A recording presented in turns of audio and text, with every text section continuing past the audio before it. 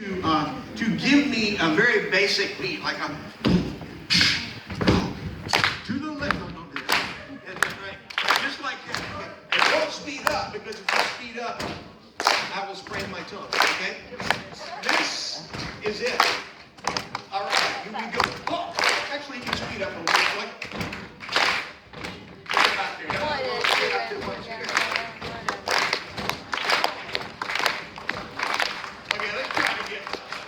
You know what? Let's just pause and pray. Okay, here we go. Let's try it again, right? Right away. That's good.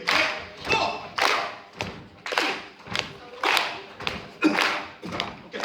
Genesis, Exodus, Leviticus, Numbers, Deuteronomy, Joshua, Judges. Oh! I want to tell you the truth about the book of Ruth on the 1st and 2nd Samuel, 1st and 2nd Kings, 1st and 2nd Chronicles, and all those things lead to Esther, Nehemiah, Esther, and Job. I want to go to heaven in a righteous road singing songs.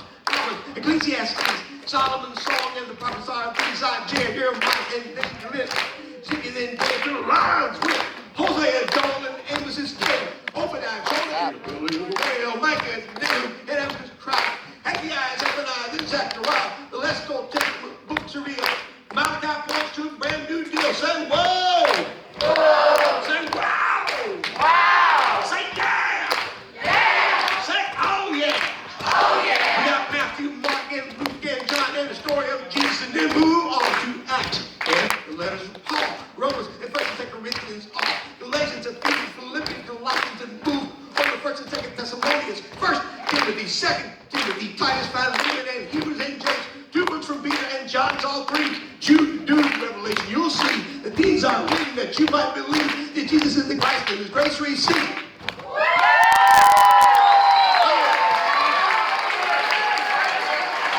right. Let's try it together. Here we go. Actually, I want to start tonight by having you look at the screen. I'm going to put up an image on the screen that it doesn't look too remarkable. When you see it like that, you can probably, you can tell that it's an image, it's a portrayal of Jesus. That much is pretty clear.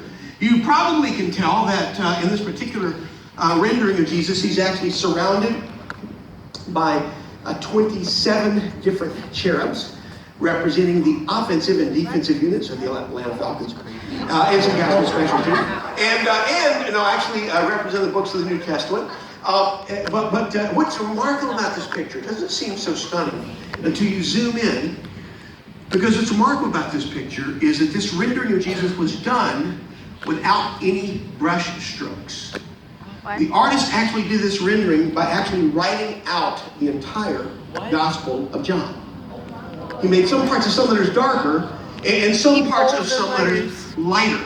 And you can see it's an amazingly tedious piece of work. It took him 2 years. The actual parchment is actually a full body height.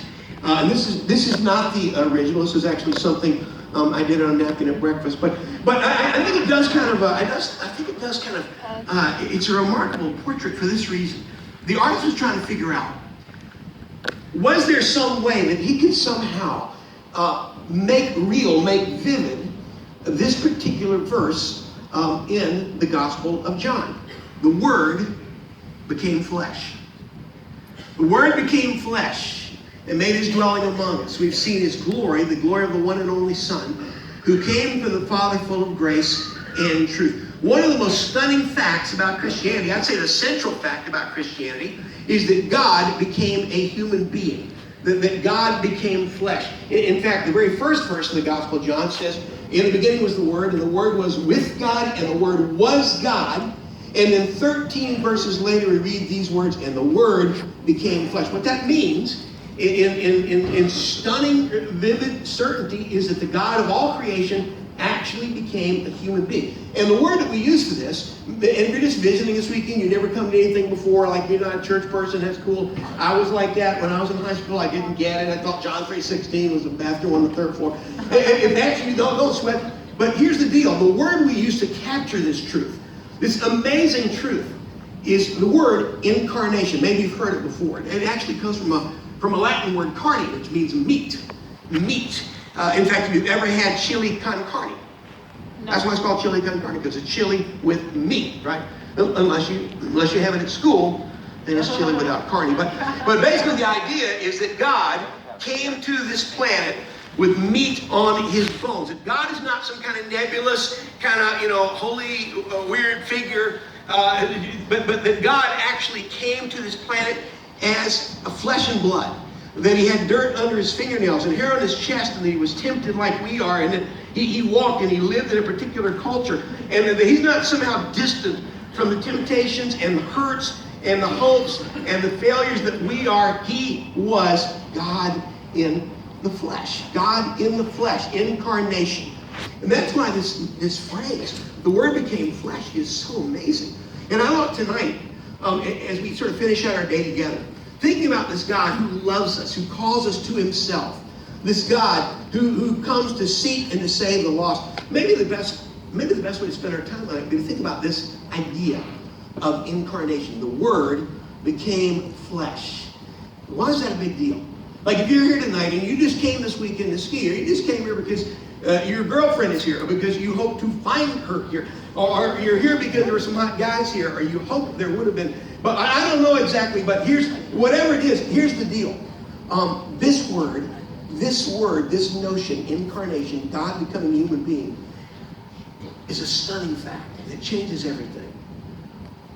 And it changes everything for three reasons. Let me just explain them real quick. First of all, when you think about this word incarnation, this idea the Word became flesh and made his dwelling among us. First of all, that's a pretty amazing statement about who we love, about this God who we love. One of the hardest parts for me about being a dad of teenage daughters was teaching my older daughter Erin how to operate a motor vehicle. I had a policy with my girls, you may disagree with this, but I told my girls that if you ever want to drive the family car, you're going to have to learn to drive standard transmission. You're going to have to learn to drive with a stick and a clutch. How many of you can drive with a stick and a clutch? Let's see your show of hands. Fantastic, right. This is because you were children of